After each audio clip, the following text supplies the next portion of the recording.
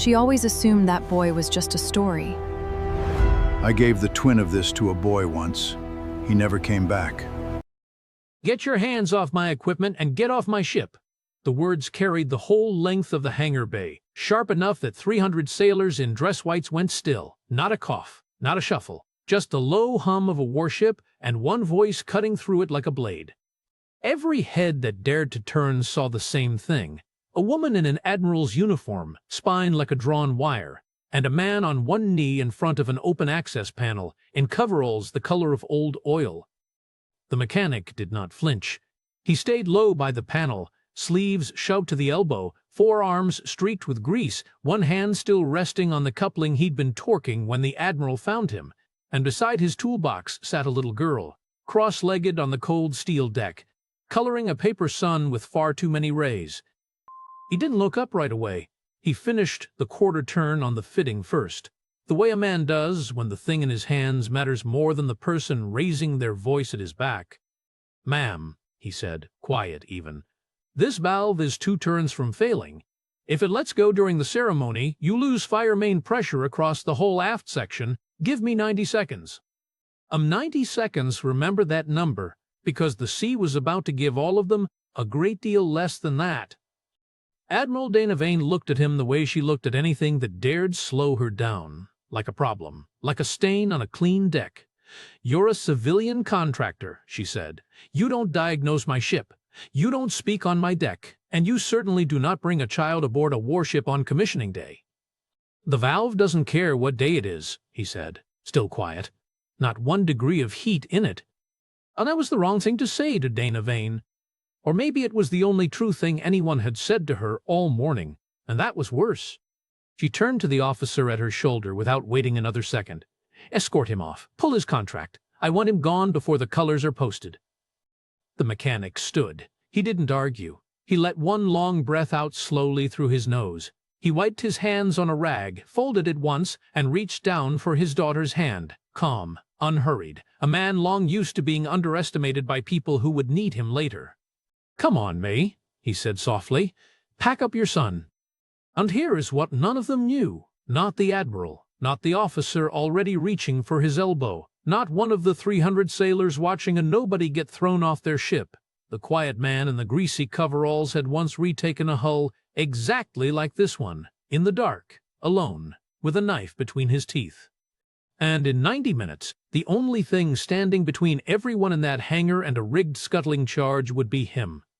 To understand how a grease-stained deckhand became the last hope of a guided missile destroyer, you have to go back 3 years, to the day he took off the Trident.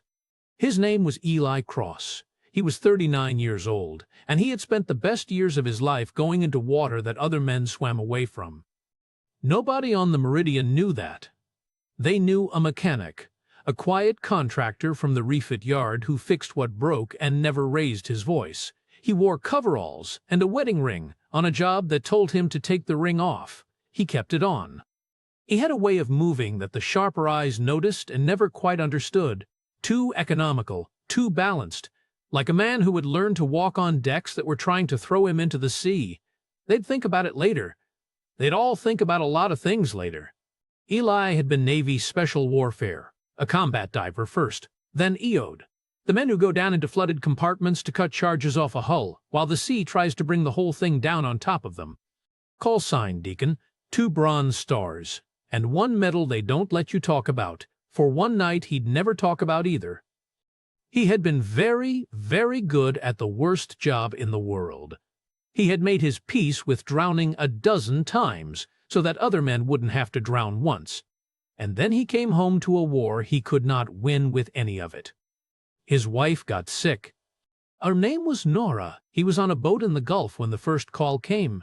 He remembered the exact weight of the phone in his hand, the salt on his lips, the way her voice tried to sound like nothing. He was 3,000 miles away when they finally used the word. Stage 4.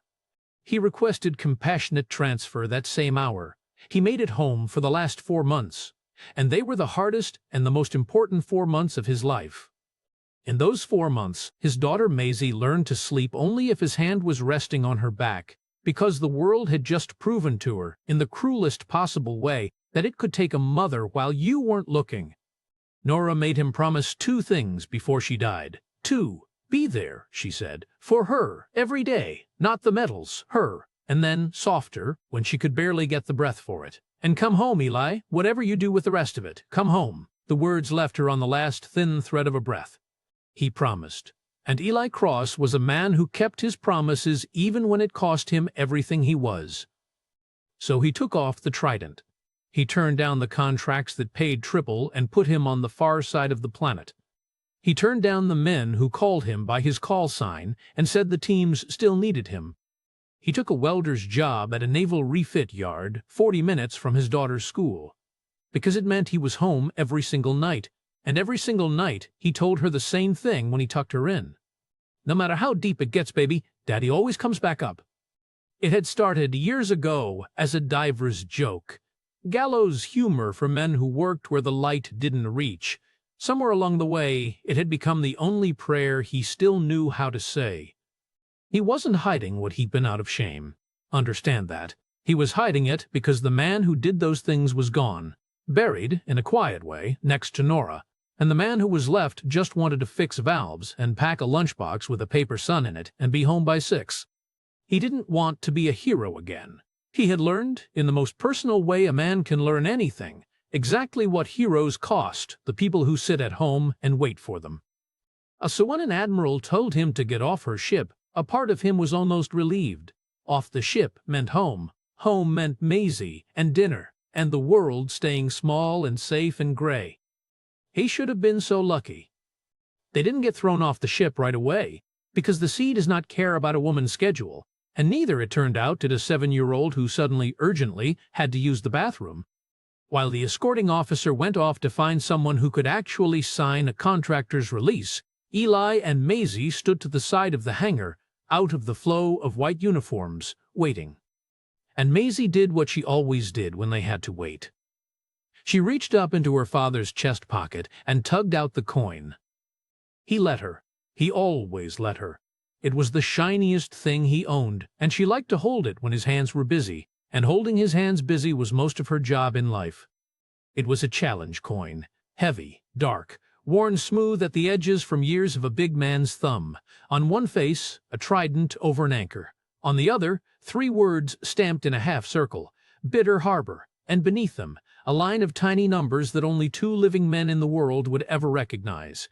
"Tell me the story again," Maisie said, walking the coin clumsily across her knuckles, the way he'd taught her on 100 slow afternoons. "Not now, May." "Mez, the one where the ship was sinking, and you went down, instead of up." "Not here, sweetheart." A young sailor passing by slowed, grinned at the picture of them. "Your dad tell you war stories, huh, sweetheart?" Maisie fixed him with the enormous, unbothered dignity of the very young. "He tells me the truth," she said. "He went down into a broken ship to get a man out, when everybody else was going up, and then he came back up too. He always comes back up." The sailor chuckled, ruffled the air near her hair, and moved on. Just a kid, and her dad, and a shiny old coin, and a tall tale. Nobody looked twice. Nobody ever looks twice at the right person. That's the whole tragedy of it. Eli took the coin back and closed his hand around it. He didn't tell Maisie the rest of that story anymore. He'd stopped, a while ago. He didn't tell her how cold the water had been that night, cold enough that his own hands had stopped being his own. He didn't tell her about the sound a hull makes when it's dying around you, that long metal groan, like the ship itself is grieving. He didn't tell her how the man he pulled out of that flooding compartment had gripped his collar with the last of his strength and said, into his ear over the roar of the water, "I owe you a life, son. You hear me? A life." He didn't tell her how, on the flight deck afterward, that same man, an admiral, a legend, had pressed his own coin into Eli's shaking palm, and folded Eli's fingers over it with both hands, and said, "If you ever need anything, anything at all, in this world, you bring me that coin, and it's yours." And he never, ever told her the last part, that the man had died 8 months ago, that Eli had seen the obituary and read it 3 times standing in his kitchen, and then set the paper down and never picked up the phone. Because what do you even say? What does a man like Eli Cross say to the family of a legend? You don't owe me anything. You never did. Rest easy, sir. I've got it from here. He slipped the coin back into his chest pocket, over his heart, where he'd carried it for 3 years without once cashing it in. Overhead, the ceremony was beginning. The band was tuning. He just wanted to sign the paper and take his daughter's hand and go home. Now, the woman who threw him off her ship, because you cannot understand what she did at the end until you understand what it cost her to get there. Admiral Dana Vane had a rule she had never once said out loud. Not to a friend, not to a mirror. She did not accept help, ever. Because help, in her experience, was only ever the thing they used against her later. Everywhere she went, she carried a name that opened every door in front of her and then whispered behind her the moment she'd walk through it. Her father was Admiral Robert Vane, a legend, the kind of officer they name buildings after while he's still alive to be embarrassed by it, a man who had once survived an ambush at sea that killed most of his boarding team and come home and never spoken of it again. Dana grew up in that shadow, learned to walk in it. She joined the Navy to step out of it, and instead she spent 20 years hearing the same sentence, dressed in 100 polite disguises. She only made rank because of who her father was. She only got the ship because of the name on her chest. Nobody ever said it to her face. That was the poison of it. They said it in glances, in the half-second pause before a senior officer took her recommendation, in the way praise always seemed to arrive with an asterisk attached.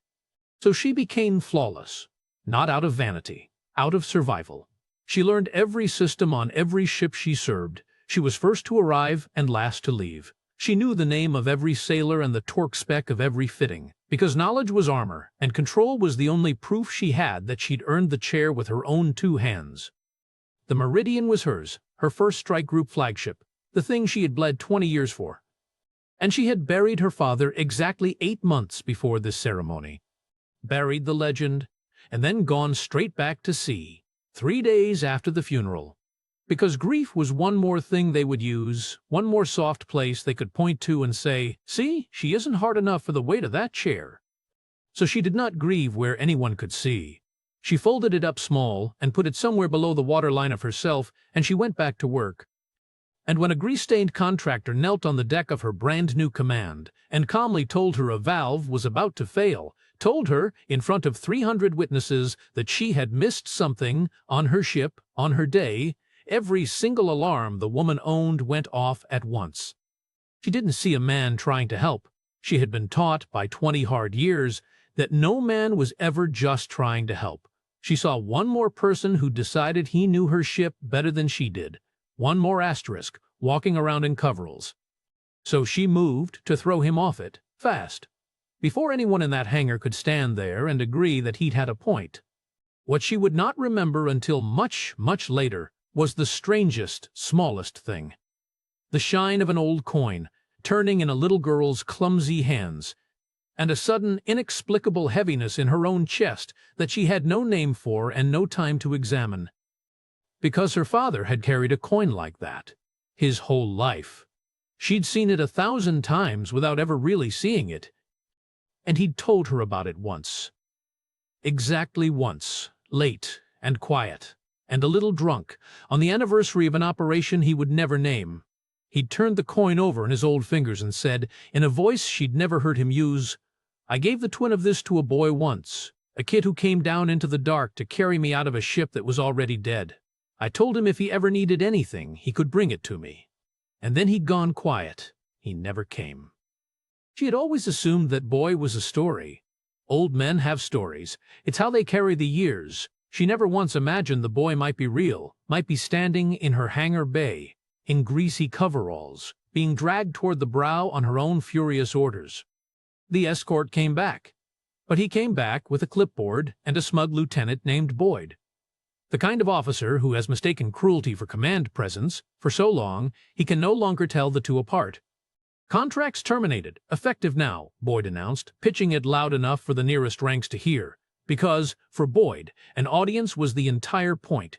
You're trespassing on a commissioned warship. That's federal, friend. So let's make this real easy. You and the kid off the brow, and if I catch you anywhere near this yard again, I'll have you flagged so hard you won't get a job mopping a parking lot. He let his eyes travel down Eli, The coveralls, the grease under the nails, the little girl with the paper sun, and he smiled the smile of a small man on a good day. "Some people," Boyd said, "just don't know their place." A few sailors laughed, not out of cruelty, just the reflex laugh of a crowd instinctively picking the safe side of a powerful man's joke. The laugh that costs nothing and means nothing and follows a person home anyway. Eli said nothing. He'd been humiliated by scarier men than Boyd, in far worse rooms on far worse nights. It rolled off him like water off a hull. He crouched down. He zipped Maisie's little jacket up to the chin. He tucked a stray hair behind her ear. Then he picked up his toolbox and took her hand and prepared to walk off the USS Meridian without one backward glance. "He was right about the valve, though," an older chief muttered from somewhere in the crowd, not quite quiet enough. "Aft fire main's been ticking all week. I logged it twice." "Then we'll have a real sailor take a look at it," Boyd snapped, wheeling on the sound. Across the hangar, Admiral Vane watched the mechanic gather his tools without a single word of protest, without so much as a flicker of anger in the line of his shoulders, and for one inconvenient half-second she felt it, a cold little tug low in the chest, the thought she could not afford, that she might have gotten something wrong. She pushed it down, below the waterline with everything else. She had a ship to commission and a name to defend, and absolutely no time to be wrong in front of 300 people. So she turned her back on the man in the coveralls, and let one slow breath hiss out through her teeth. And that was the last ordinary moment any of them would ever have. Because of the catering crew that had come aboard that morning. 12 men in crisp white jackets. Their credentials were flawless. Their faces were utterly unremarkable, so ordinary that it should have been the first warning. They were not caterers. They had walked up the brow with the trays and the folding tables and the tall silver carts, and they had smiled at the security check, and every credential had scanned clean, because someone very well paid had made sure that it would. At exactly 1400 hours, as the national anthem began to play, as every sailor on that hangar deck turned to face the colors and squared their shoulders and lifted a hand to their heart, the 12 men set down their trays, and they reached into the tall silver carts and lifted out the weapons they had rolled aboard in plain sight. The first shot went straight up into the overhead, and 300 people learned in one single second, with the anthem still hanging in the air, that the entire shape of the day had just changed forever. They called themselves a private security consultancy. That was the paperwork. What they actually were was a crew of ex-operators gone mercenary. Men who had once worn a uniform and now wore whatever their employer's money bought, led by a lean, unhurried man named Renner, whose calm was the most frightening thing about him. Renner did not shout. Men who shout are afraid. Renner simply spoke, and the room obeyed, because every syllable told you he had done this before and had never once lost. Their contract was simple, and it was cold. Seize the Meridian, hold her for 6 hours, strip the classified missile guidance package out of the Combat Information Center, and walk away rich. And to cover the exit, to erase the evidence and drown the whole scene and buy themselves a clean escape into the chaos, Renner's men were already moving below decks, to rig scuttling charges along the hull, to set a brand-new warship to flood and roll and sink at her own pier, on the day they welcomed her to the fleet. Sailors in dress whites do not carry rifles. The armory was locked tight for the ceremony, exactly as regulations demanded, in 90 seconds, and remember that number. Renner's crew owned the hangar bay and the bridge, and 300 hostages on their knees with their hands laced behind their heads.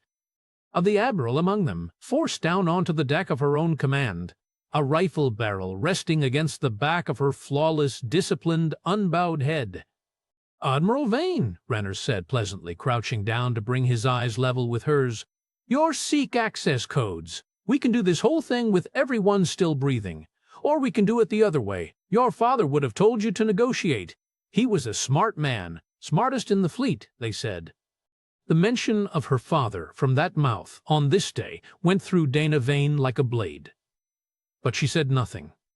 Instead, her eyes moved, across the kneeling crowd, past the terrified sailors, past the civilian families who had come to watch their loved ones make history, and they stopped on one small girl. Alone, in a zipped-up jacket, clutching a crumpled paper sun to her chest, her father nowhere in sight, because Lieutenant Boyd had marched Eli Cross off toward the brow not 2 minutes before the first shot. And Dana Vane, with a rifle at her skull, felt the guilt of it land on her like cold water. She had sent the child's father away. She had left a 7-year-old alone in the middle of a hijacking. Except, Eli Cross was not at the brow. Eli Cross was already gone. The instant that first round punched into the overhead, 3 years of careful, chosen quiet fell off the man like a drop tool clanging on the deck. The welder, the widower, the guy in the greasy coveralls, all of it, gone. He had already moved. Before the echo of the shot had faded, he had shoved Maisie down behind a heavy forklift near the bulkhead, into the one blind spot he'd clocked the second he came aboard, because some part of him never stopped clocking them. He'd dropped to her level, put his lips right against her ear, and said the 6 words that were the entire architecture of her world. "Do not move, do not make a sound." And then, "Daddy is coming back up, I promise." She looked at him with Nora's eyes, and she nodded. Because when your father tells you he always comes back up, and he has never once been wrong, you believe him even when the whole world is coming apart. And then Eli Cross slipped sideways into the shadow of the hangar, the way water finds the one crack in a hull, silent, certain, inevitable. Not away from the guns, toward them. The first mercenary to die never even saw the man who did it. He was posted at the aft ladder well, rifle up, watching a passage he had been told would stay empty, and a shape came out of the dark behind him, and a grease-stained forearm closed across his throat, and the world simply switched off. The last thing that man ever felt was a set of hands moving with a precision that had nothing at all to do with fixing valves. Eli lowered the body to the deck without a single sound. He took the radio, the sidearm, the rifle, the spare magazines, and the man's earpiece. Then he pressed himself into the shadow, and he did the thing the teams had drilled into him 10,000 times. He listened. He listened, and he learned, and he counted. 12 hostiles. Renner on the bridge, a control element on the hangar deck sitting on the hostages, and a team working below, down in the guts of the ship. And then the word came over the net, and it turned all the blood in Eli Cross's body to cold seawater. Charges. They were rigging the hull to sink her, below the waterline, in the flooded, cramped, black spaces where the sea gets in. Something in his jaw went hard and still. His spaces. The exact kind of space Eli Cross had spent a career learning to die in so that no one else would have to. And his daughter was aboard. Somewhere above him, folded behind a forklift, counting on a promise. If the ship went down, she went down with it. A something settled in him then. Not rage. Rage is loud and clumsy and gets people killed. This was the other thing. The cold, clear, terrible calm the teams had built in him one bad night at a time. The stillness at the very bottom of the water, where the panic can't reach. Up on the hangar deck, a mercenary keyed his radio and reported that his aft man had gone quiet. Renner's brow creased just slightly. He sent 2 more men to check. And after a while, those 2 went quiet as well. By the time the sailors kneeling on the deck began to understand, in whispers and in widening eyes, that something in the dark was hunting the hunters, 3 of Renner's 12 were already down, and the pleasant, unhurried calm had begun, for the first time, to drain out of the mercenary's face. It was Lieutenant Boyd, of all the people in the world, kneeling in the front row with his hands on his head, who said it out loud. He was staring, white-faced, at a grainy security feed on a mercenary's tablet, at a shape moving through the aft passages of the ship, not running, not hesitating, flowing.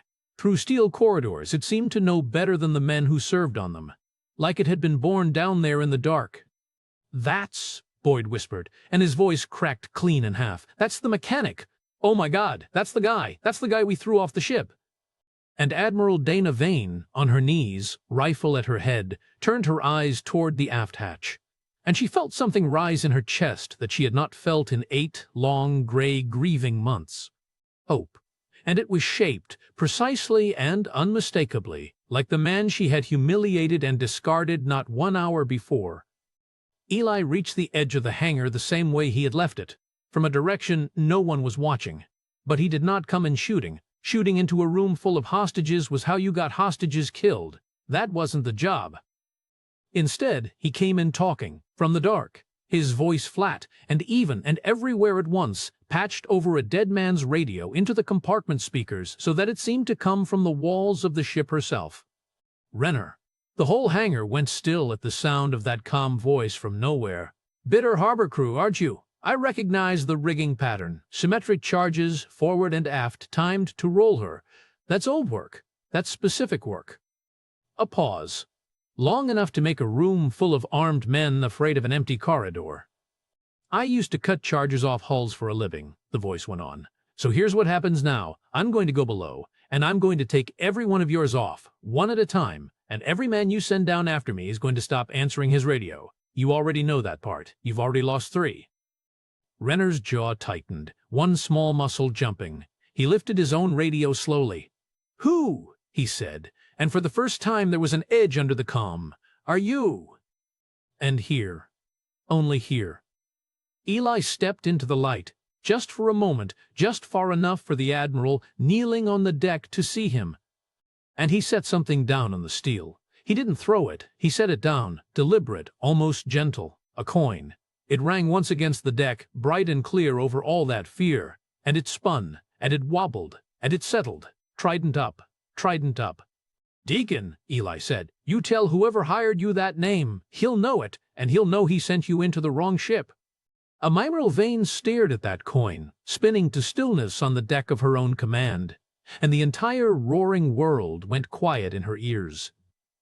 Bitter Harbor, the operation her father never named, the kid who came down into the dark. I gave the twin of this to a boy who carried me out of a dying hull. I told him if he ever needed anything, he could bring it to me. He never came. Good men never do. She had thought it was a story. A legend's fond old ghost. And he was standing in her hangar bay, in grease-stained coveralls, with her father's coin ringing on her deck. "You knew my father." It came out of her in barely a breath, not a question. The disciplined Admiral's voice, that flawless instrument of command, cracked straight down the middle for the first time in 20 years. "Bitter Harbor. That was him. You're the one he." "Admiral Robert Vane." Eli said the name the way you set down something heavy and precious. And for one single second, the war left his face entirely, and something much older and much gentler stood there in its place. "I went down into a flooding compartment for him. I got him out. He shouldn't have been alive to give me that coin. But he was. He pressed it into my hand on the flight deck and told me to bring it to him if I ever needed anything." His hand closed briefly at his side. A grief, folded very small, carried a very long way. "He died," Eli said, "before I ever needed anything badly enough to come. So I guess I'm bringing it to his daughter instead." Then the gentleness was gone, and the war came back into his face like a tide, and he was gone with it. Into the dark, downward, toward the water, toward the charges. And Dana Vane knelt on the deck of her ship and understood all at once, and far too late, that the man she had thrown out with the trash that morning was the entire reason she had ever had a father to lose. Renner did the math a beat too late, because good soldiers gone bad always do. He understood, finally, that the guidance package was worthless if the ship never actually sank to hide the theft. And the ship would never sink. Not while a former EOD diver was down there in the dark, patiently pulling the charges off her hull, one careful wire at a time. So Renner did the only thing he had left. He pulled his 3 best men off the hostages, the real operators, the ones with the dead, quiet eyes, and he sent them below, into the flooded aft spaces, to find the diver and kill him in the one place on Earth that was supposed to be his home. They should have known better. You do not fight a fish by jumping into the water. Down there in the black, in seawater already climbing past his chest and rising by the minute, Eli Cross was home. In the worst and truest way a man can ever be home. He took Maisie's face, her nod, her small trusting eyes, and he set it gently at the very back of his mind, behind a door, where it would be safe and where it could not slow his hands. and he let the cold clarity take the wheel. The thing the teams had forged in him, one drowning at a time, that even 3 years of grief and grease had never quite managed to burn out. The first charge he found by feel alone, in water too dark and churned to see through. His fingers read the shape of it like a blind man reading a face. He traced the wires. He found the initiator. He cut it. He floated the dead charge up and away. The first man he took in the black water, where a rifle is a useless thing and a knife is the only argument that matters. The man never adjusted to the dark and the cold and the drowning. Eli had lived there for 20 years. He found the second charge by the second bulkhead, and the second man not long after. He was working the wires when the third one found him. And the third man was good. The third man got an arm around Eli's throat from behind and drove him down under the rising water and held him there. Pinned him against the deck of a flooding compartment with the weight of them both, and above the two struggling men, on the last live charge, a small red timer ticked its numbers steadily down toward 0. And here, 30 feet down in a dying hull, with a killer on his back and the last of the air burning out of his chest, Eli Cross did the exact thing he had promised his daughter 1,000 times he always did. He did not fight for the surface. He did not claw upward toward the air and the light and the living. He went down, instead of up. Down against every screaming instinct in the human body, toward the last charge. Wire cutters clenched in his teeth. He reached it with the mercenary's arm still locked around his throat and stars bursting behind his eyes. He got the jaws of the cutter around the initiator wire, and with the very last of himself, with his lungs shrieking and the dark closing in from the edges, he cut it. The timer died. The charge went dead in his hands.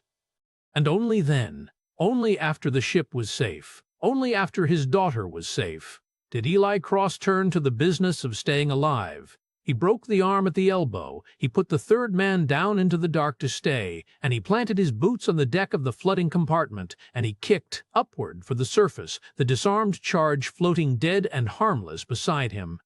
He broke the surface of the black water, gasping. He came back up. He always came back up. When he hauled himself out of the flooded ladder well, streaming seawater, chest heaving like a bellows, the last dead charge still gripped in one fist, there was exactly one thing left standing between 300 hostages and their freedom. Renner, on the bridge, with a pistol pressed hard against Admiral Vane's temple, and absolutely no cards left to play.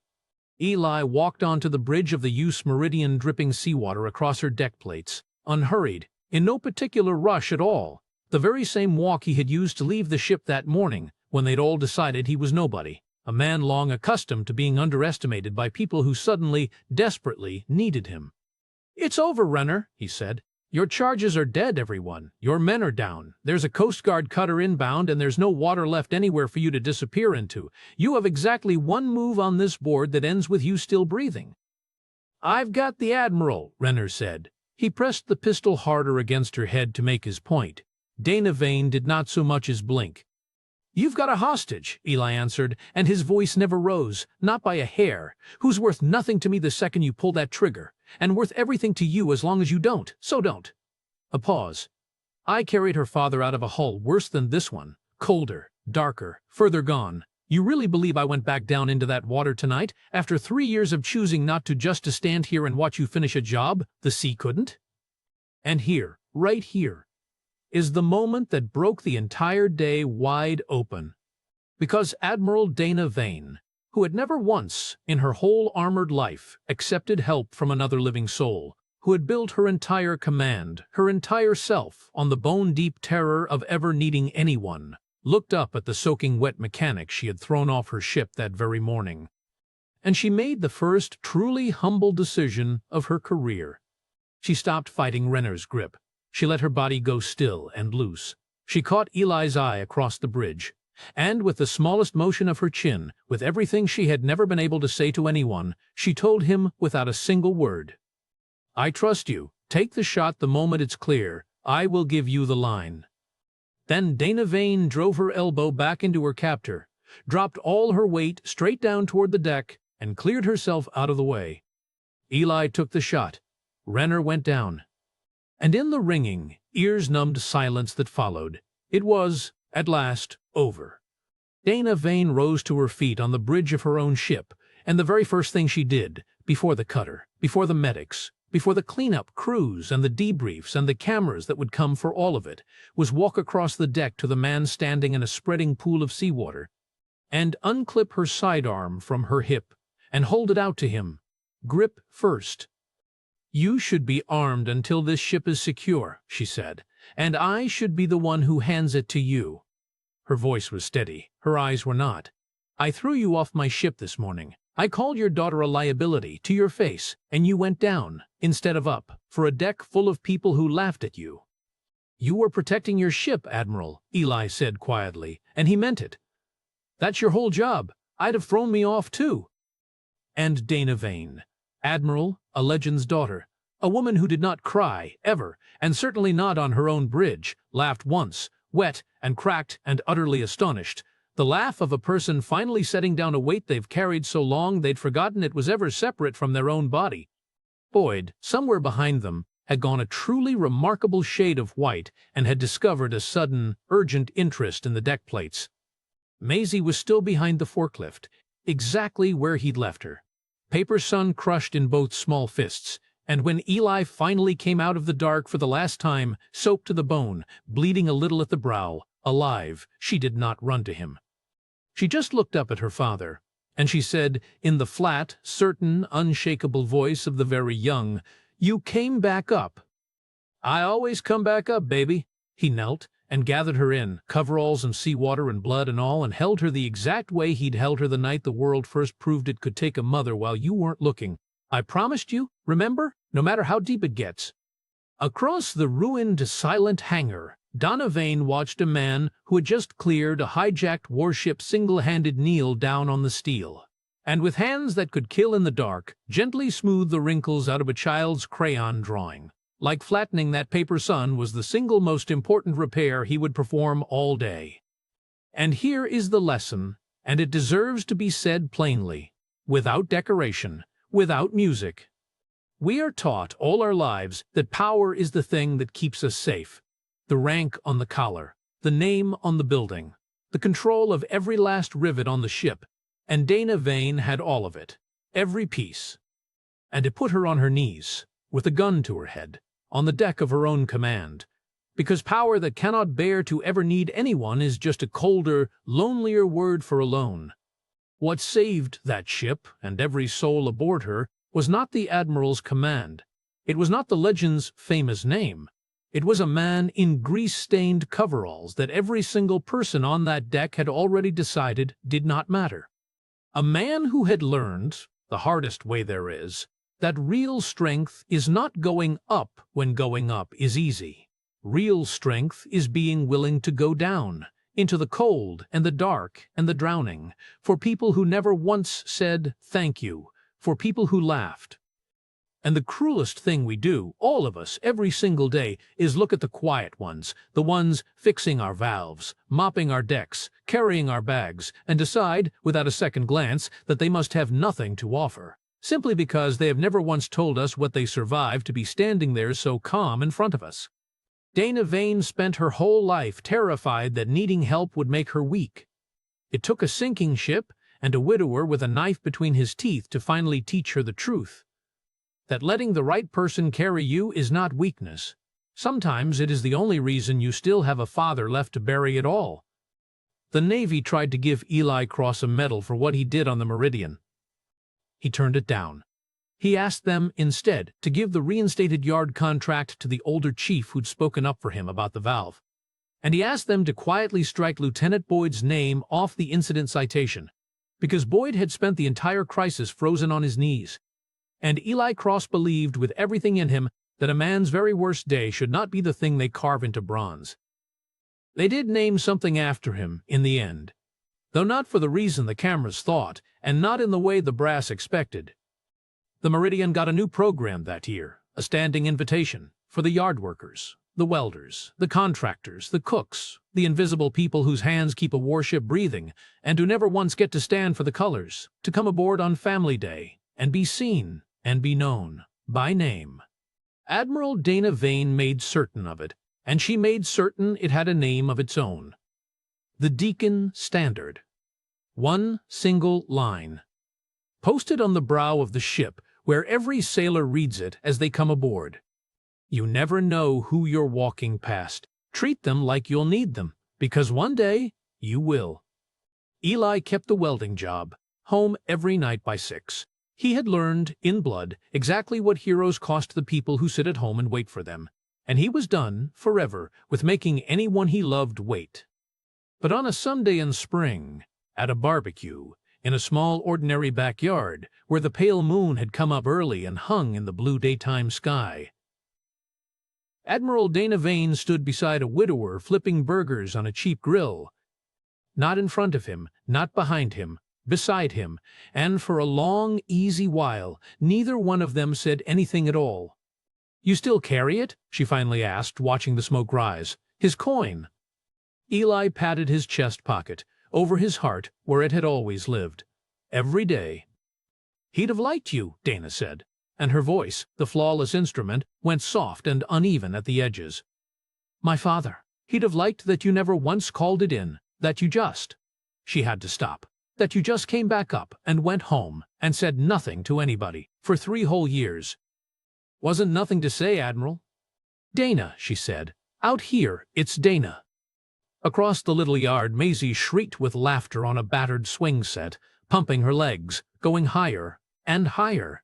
Fearless in the way that only a child can be fearless when she is absolutely, bone-deep certain that someone will always be there to catch her when she comes back down.